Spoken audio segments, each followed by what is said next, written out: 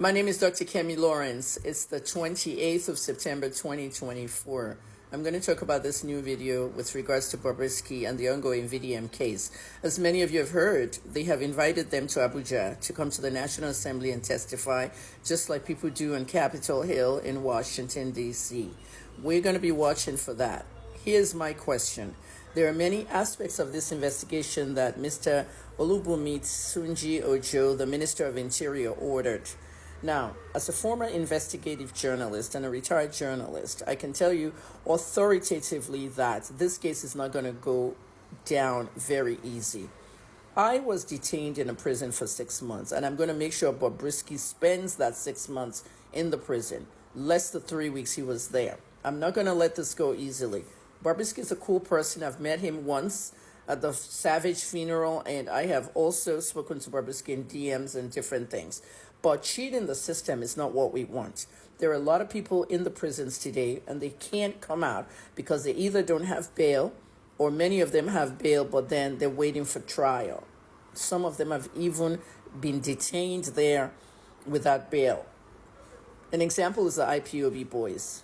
Okay, that's the name they call them. But these are just young Igbo kids who joined the protest in 2016, innocently joined the protest in 2016. That's the protest that Nnamdi Kanu had and wanted to separate Nigeria into Biafra and other parts, of course. Now, these young Igbo boys, like I said, they were innocent, and many of them are still in the prison since 2016. I met them there in 2017. And also, when I went back in 2018 to visit the prisons, they were still there.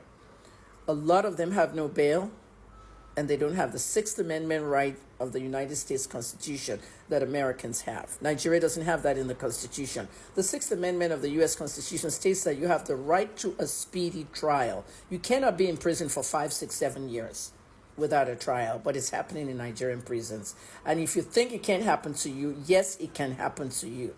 Okay? All the women in the women's section that have any issues with trafficking babies, they're still there. Many of them have not gone home. So it is very important to understand why people are actually incarcerated. There are a lot of people who are convicted and they're in prison with us, those of us detained. Nigeria doesn't have jails, so everything is prison, prison, prison. Okay, what constitutes to a jail is CID. But CID is not as comfortable as the prison, believe it or not. You just don't want to get into the hands of these people. And you don't need to commit a crime to end up in prison. I hope you all know that. There's a lot of innocent people still in prison. Now, back to the point of this video. All right. Whenever something is about to become so big and explode into the eyes of the people in charge, you will see movement and reshuffling of things. Now, President Tinubu is going to reshuffle the cabinet. I have been actually urging him to do that for 5 months now, and he has announced that. The photo of the Minister of Interior, Olubunmi Tunji Ojo, came up on that collage, and VDM went to see him, and VDM also spoke about President Tinubu, urging him not to even remove that guy, because this is a very delicate investigation, and he's still in office at Ministry of Interior. So Olubunmi Tunji Ojo must not be reshuffled anywhere.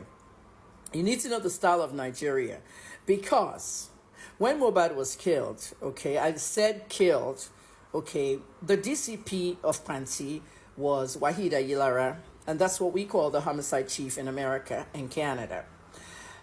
As the homicide chief, he's supposed to work on the case primarily with the CP. The CP was Idowu Owonha. You guys noticed that in November, when I finished my investigation, 2 months, I submitted my report to Owonha.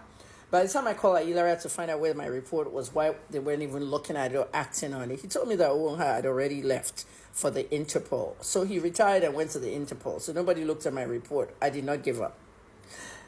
8 months later, when the autopsy and toxicology test came back, I updated you and I continued with that case until I finally closed it and just took my retirement from journalism.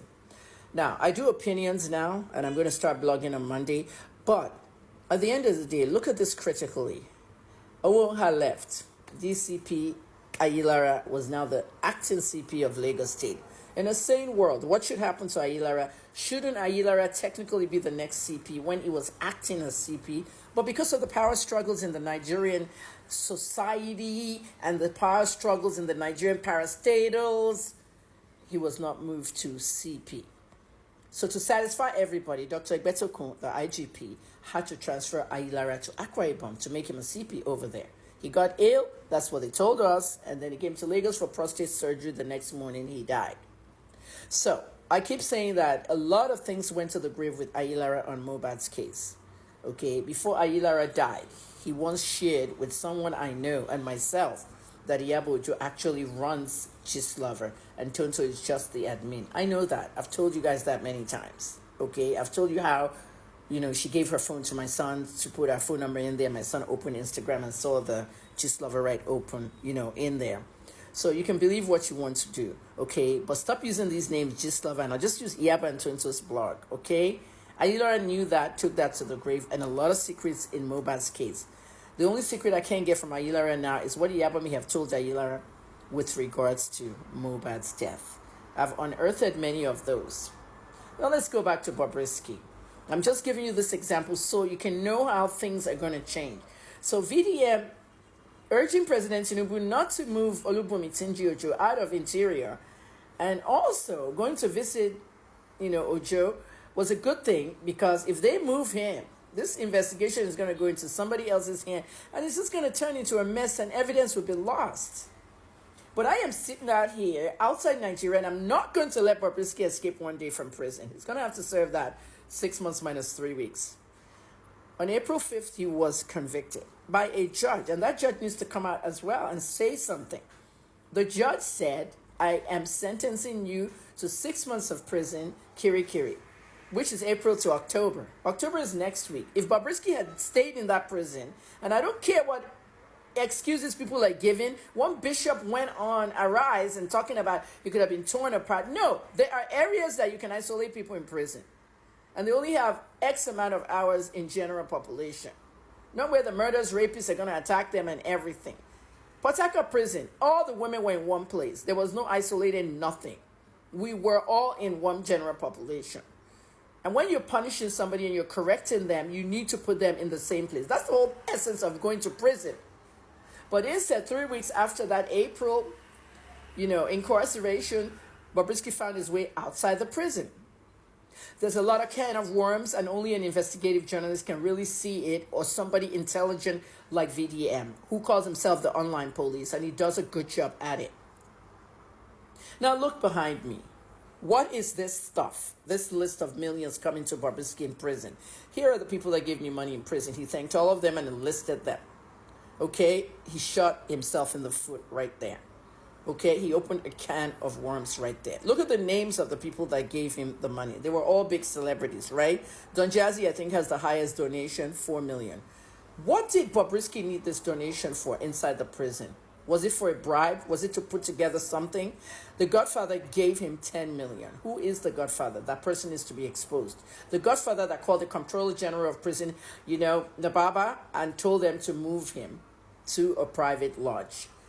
Was this money to fund the private lodge? I have stayed at a private lodge before. Somebody put me in a private lodge when I was threatened during the Romani case. And I know that place we stayed, my son and I, was 200,000 a day. Yeah, a day. So if it's one of those private lodge kind of places, maybe this is why Bobrisky needed this kind of money. The other question with this money is that I'm not questioning the people that gave him so much. I'm just questioning what this money was for. Look at his speech. He said, people that gave me money when I was in prison. In the prisons, you're only allowed 5,000 naira in the cell. Anything above must go to the prison bank, and we withdraw every Friday. Okay, the highest I got in prison was 20,000 naira twice. Ipina Faberesima came to visit me and handed me the money herself. The second time she couldn't come, she gave it to a wardress to give it to me. And that second 20,000 had to go to the bank. I hid the first one in my bags inside the cell because I needed it and I wanted it there. So if you're getting 18.7 million, you were not in a prison, Bobrisky. You're a liar, Bobrisky, and you need to do your time. I'm going to make sure this happens, okay?